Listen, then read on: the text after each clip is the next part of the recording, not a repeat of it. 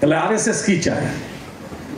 RSS চায় যে পশ্চিমবঙ্গ ভারতবর্ষের সব থেকে বড় লেফট আন্দোলনের পীঠস্থান, শুধু ইতিহাস না, আজও আমি বলছি লেফট আন্দোলনের ভারতবর্ষের মধ্যে বড় রাজনৈতিক পীঠস্থান হচ্ছে ওয়েস্ট বেঙ্গল। সেখানে লেফটদের যদি শূন্য করে রাখা যায় তাহলে ভারতবর্ষের লেফট আন্দোলন শক্তিশালী হতে পারে না। যতই কেরালায় গভর্নমেন্ট থাক, যতই ত্রিপুরায় থাক, পশ্চিম বাংলা যদি অগ্রগামী ভূমিকা না নেয় ভারতবর্ষের বামপন্থী আন্দোলনে, তাহলে লেফট আন্দোলন ভারতবর্ষে নজর কাড়ার মতো জায়গায় যেতে পারে না। ফলে এখানে লড়াইটা অনেক টাফ। এখানে টু এনিমি সিঙ্গেল টার্গেট, খুব টাফ লড়াই।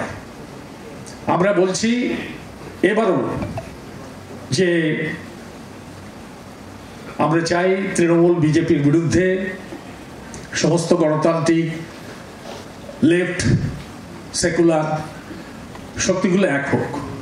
আপাতত একটা এজেন্ডাতে আমরা দাঁড়াই।